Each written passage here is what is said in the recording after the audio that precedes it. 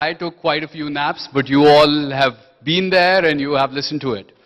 So the thing is, what is the guy from Cabinet Secretariat doing here? I mean, what's the reason? Uh, I feel many of you people, like domainers and everything, you might be interested in what is the government's initiative in this regard, right? Thank you. So what is the government's initiative in this regard? Can I know any government representatives right now? Anyone from the government who is here? No one? Okay.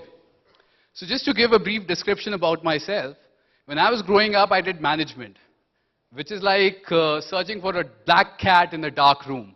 Okay? In management, I specialized in something called HR, which is like a blind man searching for a black cat in a dark room. Okay? When I grew up, I joined the performance management wing of the Cabinet Secretariat. Managing performance in the Cabinet Secretariat is like a blind man searching for a black cat in a dark room when the cat isn't even there. Okay? What does a guy who manages government performance comes to such a conference and talks about domain? It goes a step beyond. It's like a blind man searching for a black cat in the dark room when the cat isn't even there and I say, oh, I've got it, oh, I've got it, oh, I've got it. Okay? So I'm going to claim quite a bit today. So whatever I'm going to say, you've got to take it with a pinch of salt. Right? So, yeah. Before anything, I'll start with the agenda. And I always do that because, you know, if something was to happen right now, you would know the reason why I'm here. So we'll be talking about the background, why domains. Is the government interested? Like that's a relevant question that most of you would have in your mind. Way forward, introduction to PMES. I'll talk a little about that later. So I went to NIXI, and I hope you all know that Ministry of Information and Broadcasting has DAITI under that, which is Department of Electronics and Information Technology, which has NIXI under it, which is National Internet Exchange of India, which manages these things. So I went to them, I was like, just give me some sort of things. I mean, I have to go to a domain conference, I would love to talk about it. So this is the stat they gave me. In 2016, these are the top 4 players, the largest markets in 2016, all right? So we'll talk about India definitely, because I'm from the government, I can't talk about anything else. In 2010-11, they gave me a figure of 3.5 million domains, okay? The figure is likely to increase to a staggering 16 million domains in the year 2015-16. And why I'm talking about stats here, because a lot of presentations had quite a bit of stats, but I would just like to see it from the perspective of a government, you know, the largest democracy. Just look at this figure. Like it's in 2012, USA, the total domain internet users is 27%, UK 27%, India 3%, and the total domain is 3,558. In 2016, USA doesn't do an increasing bit here, it's 23%, UK has a 9% rise, and India has a 7% rise, right?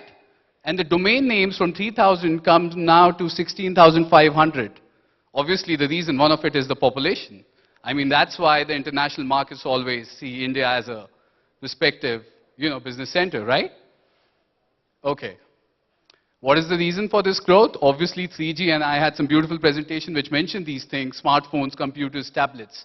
And obviously, we know that the world is coming here. We had GoDaddy and other things which are coming to India to invest. The Indian government scenario, which I just told you, we have the Ministry of Communication and Information Technology. We have Department of Electronics and Information Technology, which is DAITI, under which we have National Internet Exchange of India, NIXI. What have we done so far? I mean, why am I even here? It was the launch of .Bharat, okay? Last month, right? Okay, so some Indians here, right? Really nice. Thank you so much. So this is what we launched, .Bharat. I won't brag about how easy it had been because it was not. In a country where politicians have other things on their mind, and please don't quote me anywhere, I might lose my job for this, okay? So, it's pretty difficult. I'll tell you why. China has search engines in local languages. Okay, the Chinese are doing it, it must be really good. Let us try the same, okay? So that's how we got it here. In 2009, ICANN, which is Intercorporation for Assigned Names and Numbers, permitted the non-Latin revolution, which I know you are all aware of, okay?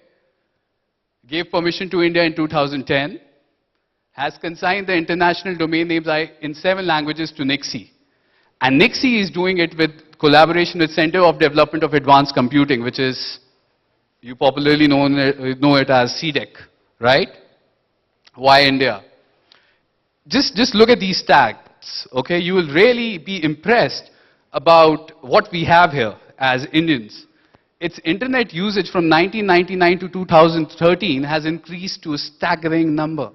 You know, it wouldn't be, I would be really happy to say it was 10-folds. And the data says that in 1999, less than 1% internet usage, while in 2014, it's 40%, right? I move ahead. 2005, 1 billion internet user. 2010, 2 billion internet users. Just take the time. By the end of 2014, we'll have 3 billion internet users. Some more facts for you. You know, Asia is 48.4% of the total global internet population, right? Okay. Did you know this? India has the highest yearly internet growth rate population all over the world. And why I'm so happy when I talk about the Indian government, what have they done? It's because of this.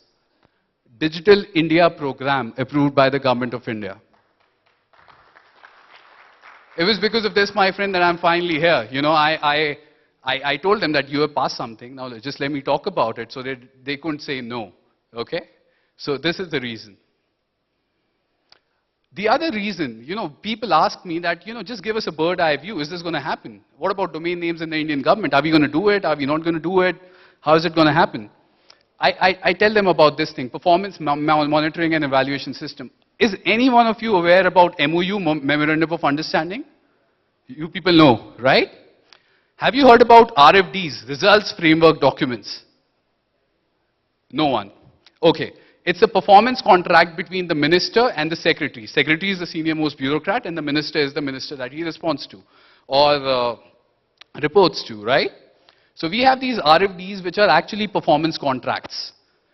And if you ever want to know what the Indian government is doing or what is its annual plan, you must go and see that. I'll just take you forward with it. These are some things which I would like to skip. Let me come to this. This results framework document, we say, that leads to effective follow-up and monitoring. It's a tool to monitor and evaluate. It leads to implementation of policies. And finally, economic development. I'll also quote a few interviews that I was hearing. You know, Nandan Nilekani, you must have heard of him. He was asked by Fareed Zakaria in an CNN interview that you have been at the helm of affairs in the private sector.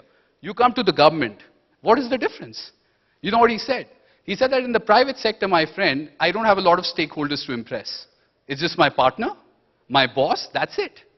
In the Indian government, the scenario is like crazy.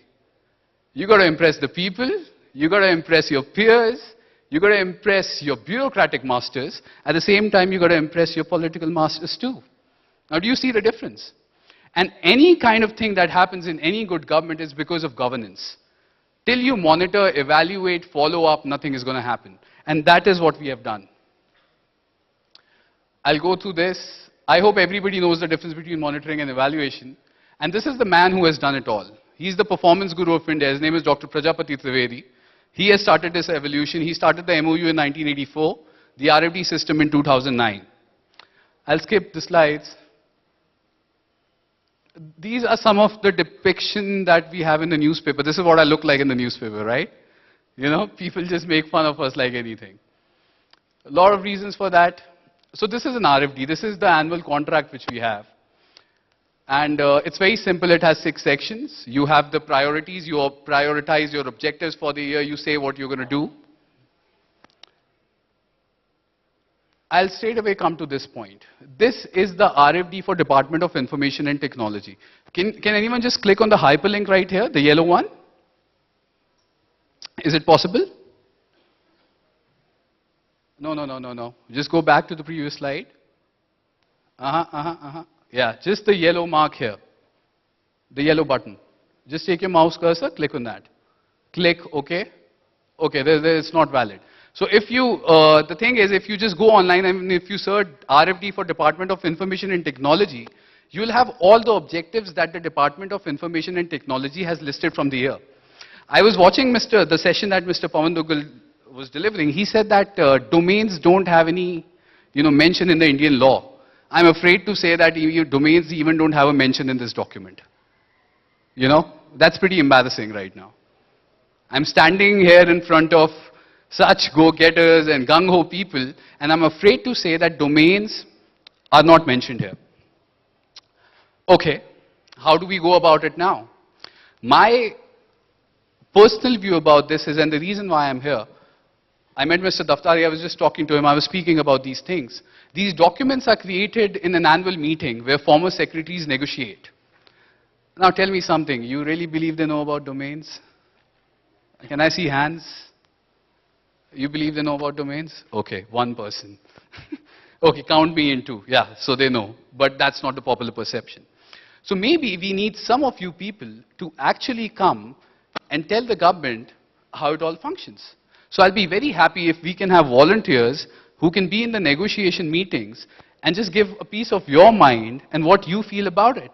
And I promise you, once we have them in these performance contracts, we'll have a new lease of life. Domains would be something that people would be talking about. We'll take you there. And the road is endless. I mean, where do we end? We have the government supporting you. Wherever I go, they say, okay, this thing is बहुत अच्छा है, but government पे जाके कहीं ना कहीं रुक जाते हैं. The government has a lot of scope. And I promise you that in the coming 2 or 3 years, I hope you all are aware about Mr. Modi's decision of implementing ISO 27001, which is an information technology security thing. And let me tell you, these people do know a lot. You're right, they do. They do. The only thing is that, India, the political will is not very much, there's so many constraints. You have a lot of people to take care of, as I was saying, the stakeholders.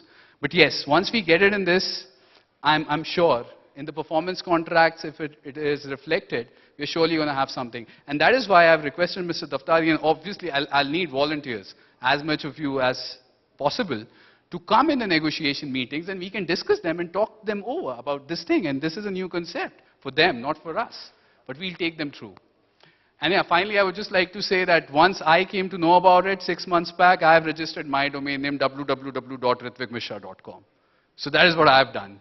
And I gave one to my boss. कि please आप भी करिए और अपने साथियों को भी बताइए कि कुछ हो इसमें. So that is all. I mean, that is all I have to say. So this is what the government's initiative.